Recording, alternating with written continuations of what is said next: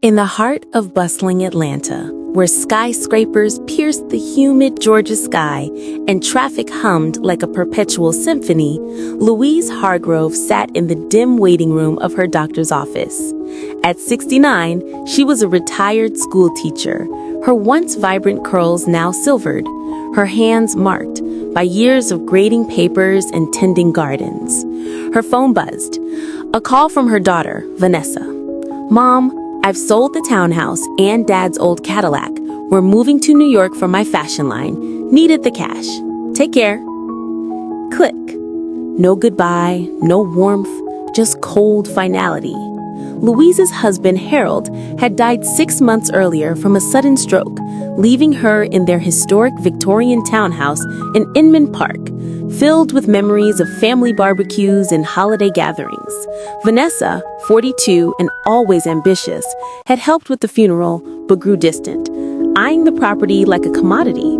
The townhouse, bought in the 80s with Harold's savings from his construction job, was worth a fortune now amid Atlanta's real estate boom. The Cadillac, a '65 convertible Harold polished every weekend, still smelled of his aftershave.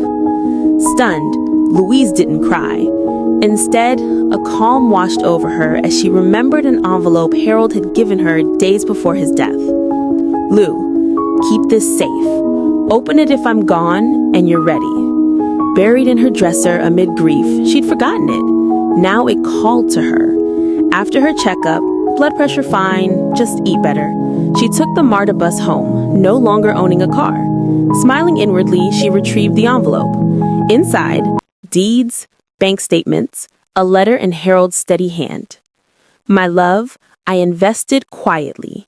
We're not just homeowners. We own rental duplexes in Midtown, a strip mall in Decatur, office space downtown, worth millions. Put it in a trust for you." Didn't tell Vanessa. Wanted her to love us, not our wallet. Louise's eyes widened.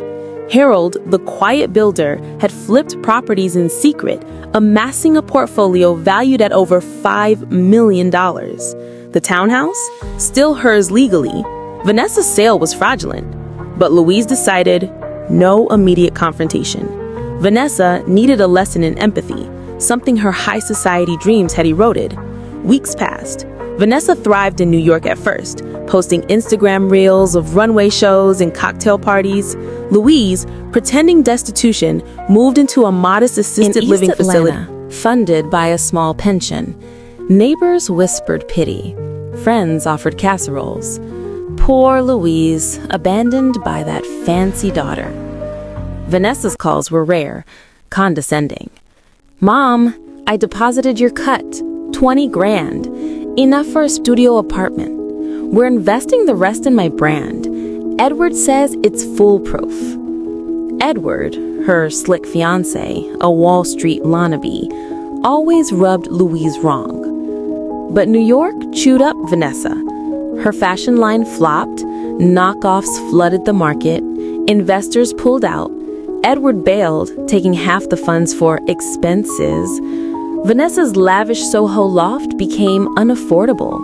She crashed on friends' couches, then waitressed at a dingy diner in Brooklyn, serving rude tourists for tips. Blisters on her feet, grease in her hair, she hit rock bottom. Debts mounted, credit cards maxed, loans defaulting. She pawned designer bags for rent. One rainy night, Vanessa called, voice cracking. "Mom, everything's gone wrong. Edward left. I'm broke, evicted. Can I come home?" Louise, in her tiny room surrounded by Harold's photos, paused. "Of course, dear, but home's gone. Sold, remember? You can stay here at the facility. They have a guest cot." Vanessa arrived by Greyhound, suitcase battered, eyes hollow. No more manicured nails or highlights, just exhaustion. "Mom, I'm sorry. I was selfish. Thought fashion was my ticket out." Louise hugged her, but inside, the plan brewed. For weeks, Vanessa lived humbly, shared meals in the cafeteria, job hunting during days waitressing nights at a local Waffle House. Grease splatters, rude customers, aching back, she grumbled but persisted. "This is humiliating," she'd say, collapsing on the cot. Louise nodded sympathetically. "Life's hard without a safety net, isn't it?" Secretly, Louise met with her lawyer, Mr. Ellis, in a Bughead high-rise. "The sale's voided.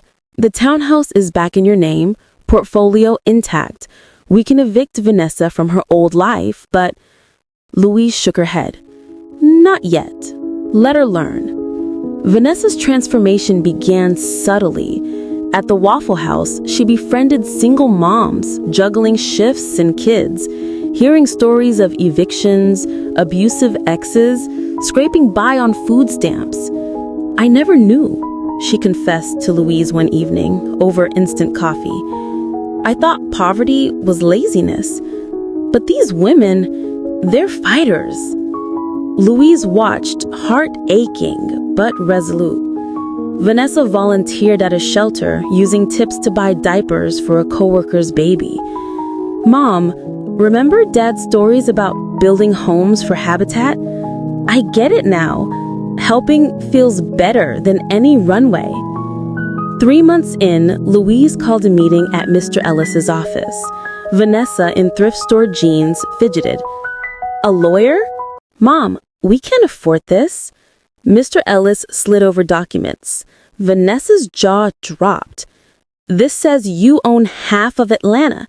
The duplexes, the mall, the offices, and the townhouse, it's yours?" Louise nodded. "Dad built it all quietly. When you sold our home, I knew. But I let you struggle, because money without heart is empty. You needed to see the world from the bottom." Tears streamed down Vanessa's face. "I treated you like a burden, sold Dad's legacy for dreams that weren't real. Why forgive me?" "Because you're my daughter. But forgiveness comes with change. Let's use this fortune right." They did. Vanessa quit waitressing but kept volunteering.